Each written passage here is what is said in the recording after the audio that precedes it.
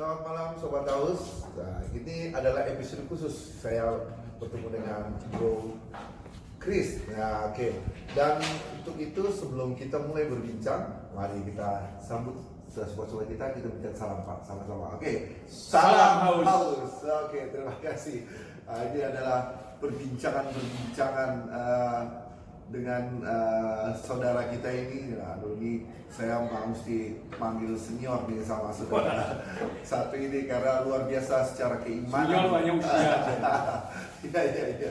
Kita mau bincang-bincang, mau mendengarkan bagaimana kisah kesan-kesan dari saudara kita ini bahwa mengalami perjalanan keimanan secara rohani. Oke, untuk itu mari kita dengarkan perjalanan iman. Bagaimana, Bro, selama dalam mengikuti perjalanan sebagai murid Yesus, apa kira-kira yang bisa disampaikan untuk sobat-sobat kita ini?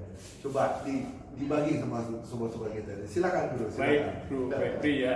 Yang jelas dalam perjalanan iman, kita menjadi orang Kristiani itu yang mengalir seperti kita biasa orang hidup itu perlu makan. Kalau nggak makan ya berarti kita juga lapar. Kalau ngelapar berarti juga nggak ada tenaganya. Ya. Itu yang jelas. Nah, proses itulah yang harus kita jalani.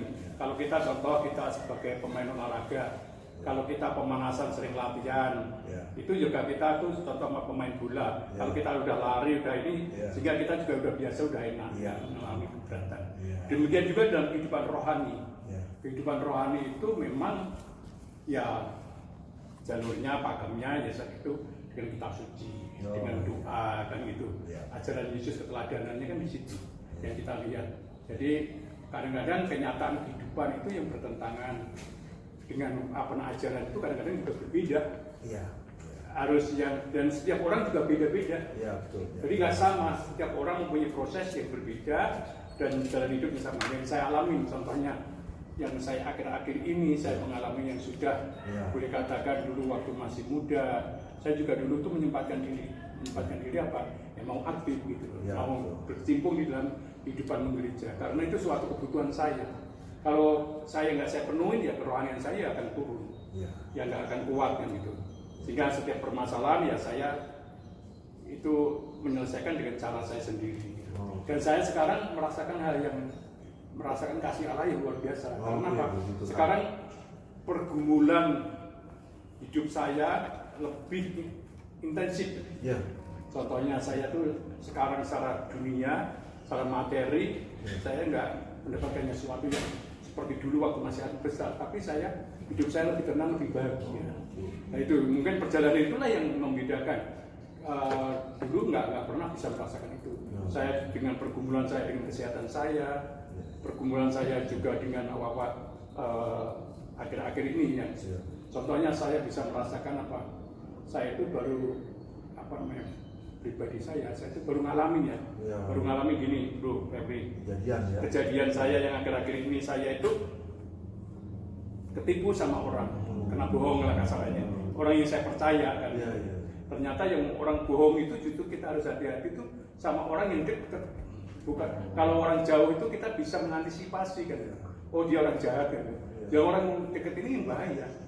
Salah satu orang kepercayaan saya itu yang berat, dan saya juga berpikir mereka itu saya mau menyelesaikan secara dunia, saya itu udah nggak mungkin, kenapa uang itu juga nggak mungkin kembali. Saya itu nggak berkenan juga nanti malah secara keimanan itu berkenan di depan Tuhan, itu nggak berkenan gitu. Nah itulah yang saya juga bergumul di situ. Bergumul saya pengen berbuat sesuatu yang sesuai dengan ajaran orang Kristen, orang Katolik gitu. Ya seperti saya praktekkan, tapi ternyata juga berat. Jatuh bangun gitu. Contohnya gini, kalau sakit kayak dipukul pipi kanan sakit, kasihkan pipi kirinya, itu memang berat. Tapi bukan berarti nggak merasakan itu, Bro Febri ya. Dan saya merasakan sekarang itu keindahan, kebahagiaan saya jadi orang Katolik itu apa? Saya bisa merasakan cinta Tuhan itu sungguh sangat merubah luar biasa. Kalau orang mengatakan, dulu saya nggak bisa mengatakan demikian, saya sekarang bisa mengatakan demikian karena saya proses itu, saya ngalami. Jadi saya udah mengalami proses itu, sehingga saya itu enak, saya bisa bersyukur. Kalau dulu saya dibohongin orang ya saya pengen balas. Istilahnya gigi kan gigi kan. Iya, betul. Tapi sekarang saya enggak. Apa yang saya dapat, saya secara manusia udah rugi, kehilangan, tapi saya tidak berkenan di mata Tuhan. Makanya sekarang saya bersyukur, dan saya juga sekarang mungkin karena usia ya, faktor sering jatuh bangun, dan saya menguatkan saya itu satu ajaran Yesus itu apa? Proses kehidupan iman itu ya seperti salib. Yesus waktu memanggil salib udah digebukin berat, jatuh, fisiknya lemah, tapi bangun lagi, memanggil lagi. Ada juga yang melalui pertolongan orang, itu yang ini. Oke. Nah, dari kesan dari perjalanan keimanan ini, kira-kira apa yang bisa disampaikan kepada sobat-sobat Haus agar tetap bertahan di jalan yang Tuhan inginkan? Kira-kira apa ya pesan apa yang bisa? Ya, gini, saya untuk sobat Haus yang saya sampaikan bahwa suatu perjalanan kehidupan rohani itu jangan pernah menyerah berbuat baik, jangan pernah menyerah juga waktu jatuh. Kalau jatuh ya harus bangun lagi. Itu perjalanan kehidupan itu seperti itu. Jadi jangan pernah berhenti menyerah. Itu salah satunya. Kadang-kadang kita yang menguatkan apa? Kekuatan kehidupan rohani itu ya kita membaca firman Tuhan, juga kita membangun relasi dengan Tuhan itu lebih intensif, yaitu dengan baca firman Tuhan dan juga berdoa. Nah sekarang akhir-akhir ini saya juga banyak merenung, apa sih sebenarnya Tuhan kehendaki dalam hidup saya. Nah itu yang saya pernah mendengarkan juga, salah satu renungan di Haus juga, salah satu dari sobat Haus juga, bahwa apa sih sebenarnya itu kehidupan itu yang bermakna. Artinya hidup itu berarti bukan untuk diri kita sendiri, tapi bagi orang lain. Dan demikian juga materi itu juga bukan untuk diri saya sendiri, juga untuk orang lain. Demikian juga kepandaian, talenta yang lain. Kalau hanya untuk diri kita, ya seperti laut mati. Kalau laut mati itu hanya untuk dirinya sendiri, di situ nggak ada kehidupan. Oke, baik.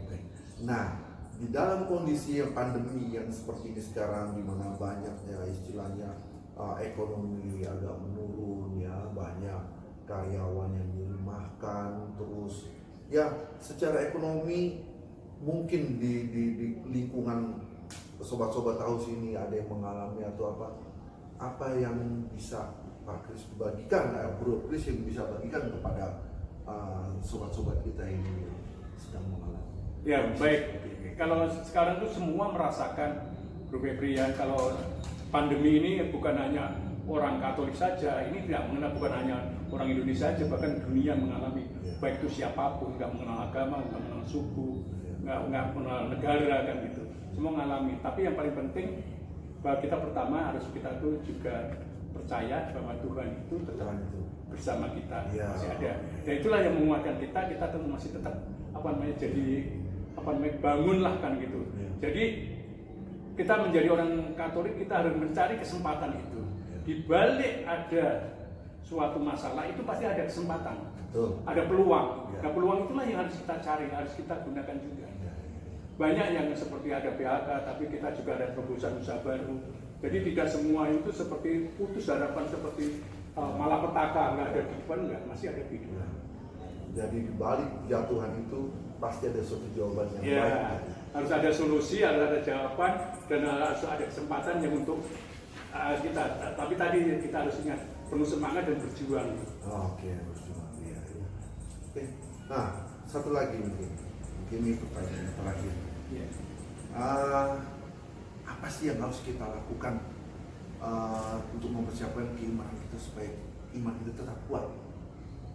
Kira-kira apa yang harus bisa kita lakukan dalam kondisi-kondisi seperti ini, atau secara pribadi untuk membangun keimanannya itu, apakah harus dalam bentuk apa dalam melakukan menguatkan iman itu?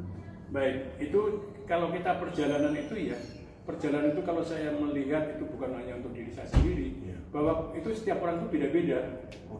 Itu setiap orang beda-beda, tapi kita tentunya kalau kita sebagai orang Kristen itu untuk menguatkan, memberi harapan, kita Yesus itu juga mengatakan, barang siapa yang mempunyai beban berat, datanglah padaku.